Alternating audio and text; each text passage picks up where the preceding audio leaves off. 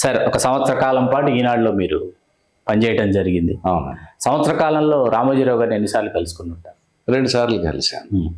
2 సార్లలో ఇదొక సందర్భం. ఇదొక సందర్భం, ఇదొక విచారణ అనుకోండి. ఇది కాకుండా 2 సార్లు 2 సార్లు. ఆ 2 సందర్భాల గురించి మీకు గుర్తున్నంత వరకు?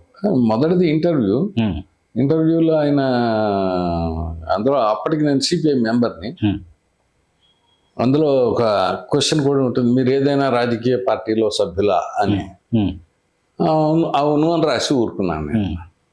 అంటే ఇదేంటి ఇలా రాసావు, మీరు ఏదైనా రాజకీయ పార్టీలో సభ్యులా అంటే, అవును సభ్యుడిని అని రాసావు నువ్వు అన్న.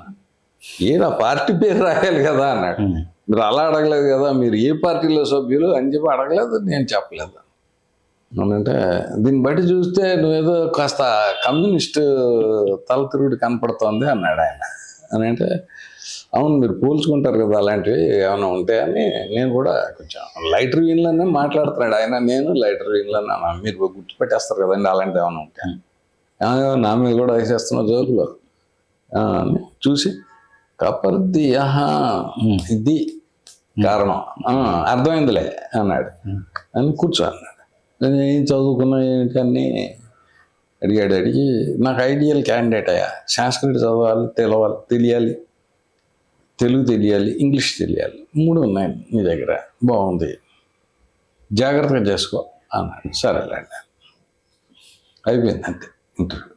అయితే ఆ పార్టీ గురించి అది ఆ పక్కన ఒక ఆయన కూర్చున్నాడు. ఆయన పెద్ద మంచివాడు మనిషి, మీకు తెలిసే మాటలు, రామ్మోహన్ చాలా మంచి మనిషి, చాలా మనసు మనిషి. ఆయన పలకరించి నన్ను, ఏమయ్యా సిపిఐ మెంబర్వా, సిపిఐ ఫుల్ ఫామ్ ఏంటి, కమ్యూనిస్ట్ పార్టీ ఆఫ్ ఇందిరా కదా అన్నాడు. మీరు కూడా ఒకప్పుడు ఆ పార్టీలో మెంబర్ కదా, అప్పుడు ఆ పేరు ఉన్నట్టుందండి, ఈ మధ్యన మార్చారని చెప్పాను. ఎందుకే అతనితో పెట్టుకుంటా, ఇప్పుడు ఒక మాట అంటే 10 మాటలు అన్న రకం అన్నాడు.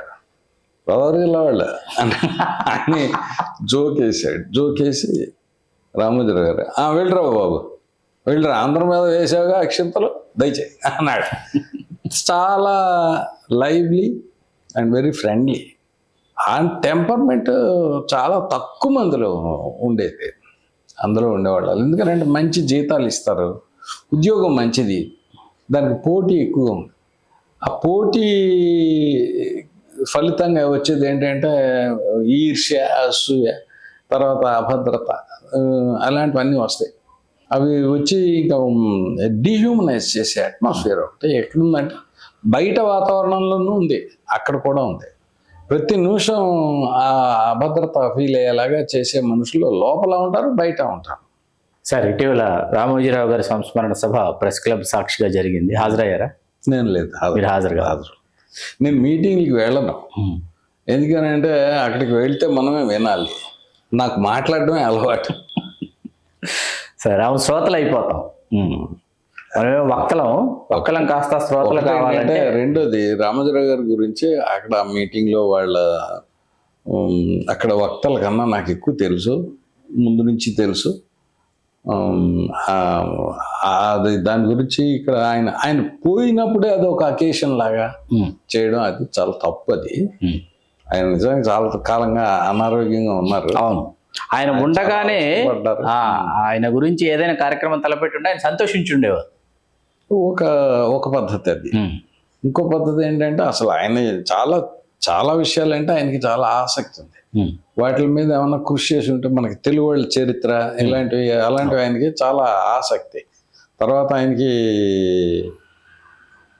మన తెలుగు రాజకీయాల్లో మన ముఖ్యంగా తెలుగు జనాభాలో ఈ కాంపోజిషన్, రకరకాల కాంపోజిషన్స్ ఉన్నాయి మనకి. అందరూ ఇక్కడ వాళ్ళు కాదు, రకరకాల ప్రాంతాల నుంచి వచ్చిన వాళ్ళు ఎక్కువ ఉన్నారు ఇక్కడ. ఇది ఒక సెటిలర్స్ ల్యాండ్ లాగా ఉంది, రకరకాల. అందుకే మన కల్చర్ కూడా చాలా రిచ్గా ఉంటుంది, జిల్లాలకి మారిపోతూ ఉంటుంది. అది రకరకాలు ఉన్నాయి.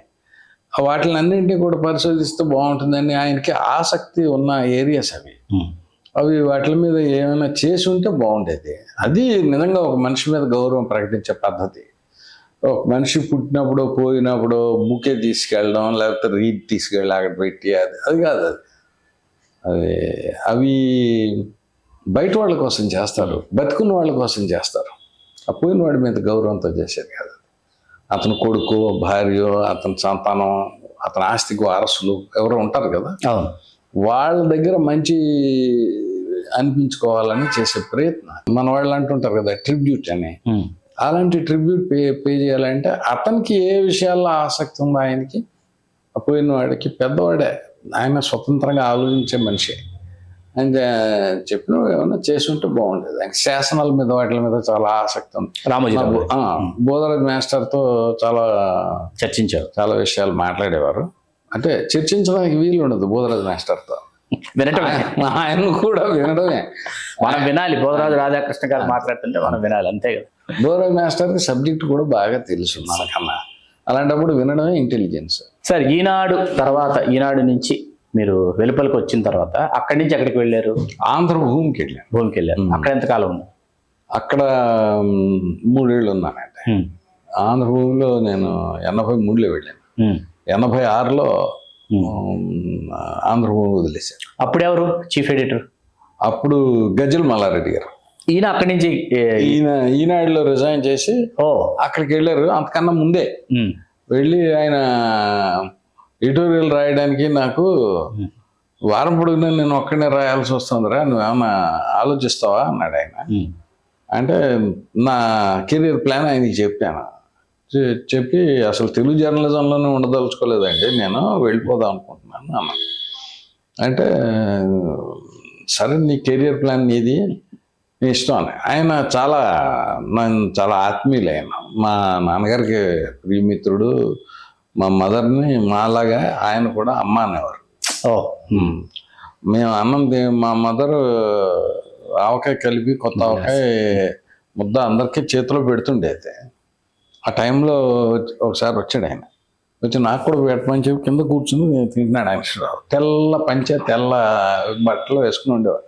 మా నాన్నగారు తిడుతూనే ఉన్నా, ఏంట్రా నువ్వు అది కింద మట్టిరే అంత అని, నువ్వు నీకేం సంబంధం లేదు దీంతో అని అక్కడే కూర్చుని తిని.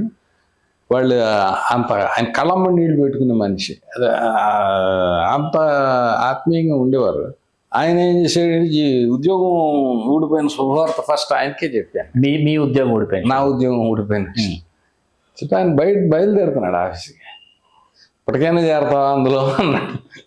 నాకు ఏదో ఒక ఉద్యోగం కావాలి, ఇప్పుడు పెళ్ళి అయిపోయింది ఈ మధ్యకాలంలో నాకు, అందుకని ఏదో ఉద్యోగం కావాలి అని అంటే, సరే అయితే ఎంత వస్తుందిరా? ఇప్పుడు వచ్చేదైతే స్టైపెండ్ ఫుల్ శాలరీ వచ్చేది అని అంటే ఎంత? 16 రావాలి అని చెప్పి అంటే, రౌండ్ ఫిగర్ చేసి చెప్పు అన్నాడు ఆయన. ఆయన ఒక ఉద్దేశంతో అన్నట్టున్నాడు, నేను ఇంకో ఉద్దేశంతో అర్థం చేసుకున్నాను దాన్ని. అర్థం చేసుకుని అక్కడికి వెళ్ళాం.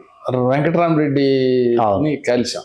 వెంకటరామరెడ్డి చాలా ఫ్రెండ్లీ, చాలా బాగా మాట్లాడతాడు, వయసులో కూడా కుర్రవాడు, అందుకని చాలా బాగా మాట్లాడాడు. సినిమాలు చూస్తావా, హిందీ సినిమాలు చూస్తావా, హాలీవుడ్ ఫిల్మ్స్ చూస్తావా, ఎవరంటే ఇష్టం అని ఇలాంటివన్నీ చాలా సరదాగా మాట్లాడి స్మోక్ చేస్తావా అని అడిగాడు. అడపా అన్నాను. పదా అని చెప్పి బయటికి తీసుకెళ్ళి ఒక పక్కకి, అతను వాళ్ళ నాన్నకి కనపడకూడదు, నేనేమో మా గురువుకి కనపడకూడదు, అందుకని ఇద్దరం అక్కడ రహస్య కార్యక్రమం చేసి వచ్చి కూర్చోను. ఎంత కావాలి శాలరీ? మల్లారెడ్డి గారు చెప్పారు, మీరు అడిగినంత ఫిక్స్ చేయమని చెప్పారా అని అన్నాడు. అంటే అది కాదులేండి, న్యాయం దానికైనా ఒక పద్ధతి ఉండాలి, నాకు అక్కడ 2000 వచ్చేది, అది ఇవ్వండి మీరు అని చెప్పాను.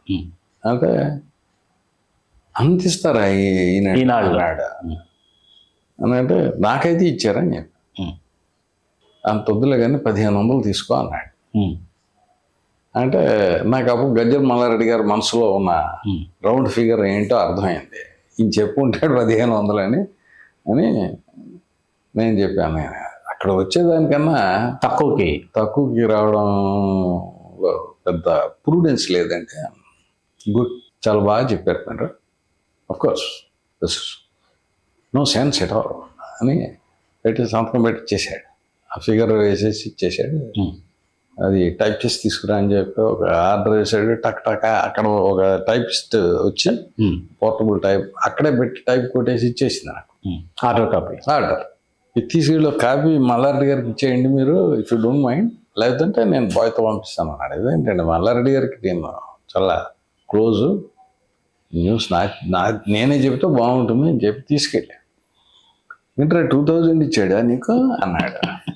నేను అడిగానండి, అదేంటి రౌండ్ ఫిగర్ అడగమన్నాను కదా, రౌండ్ ఫిగర్ అడిగాను. అదే కదా అంటే నువ్వు పెంచి అడిగావా అన్నాడు. అవును. ఓ 100 తగ్గిస్తావేమో అన్నాడు. అనంటే నేను అలా బేరం ఆడనండి, ఇంతే ఇచ్చి ఉండకపోతే ఏం చేసేవాడు అన్నాడు. మానేసి వెళ్ళిపోయేవాడు.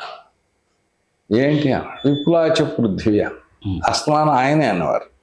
నేను అన్నాను సరే అంటే, రే నా డైలాగ్ నాకే చెప్తున్నావు నువ్వు, సరే అని కానీ పని చేసుకున్నాను. అక్కడున్న 3 సంవత్సరాలు బాగా పని చేస్తున్నాను సార్. వాస్తవానికి మీకు ఈనాడులో వచ్చిన స్టైఫండ్ ఎంత? 800 అంతే. Please do subscribe to Telugu Rajyam channel. Please do subscribe to Telugu Rajyam channel. Please do subscribe to Telugu Rajyam channel. Hi అండి, నేను మీ ఆర్పీని, నెల్లూరు పెద్దారెడ్డి చేపల పులుసు ఓనర్ని. మీరు తెలుగు రాజ్యం అనే ఈ యూట్యూబ్ ఛానల్ సబ్స్క్రైబ్ చేసుకుని మంచి మంచి వీడియోలతో వస్తారు. Thank you so much. Hi people, I'm Sonakshi Verma and you please watch Telugu Rajyam and please subscribe to the channel.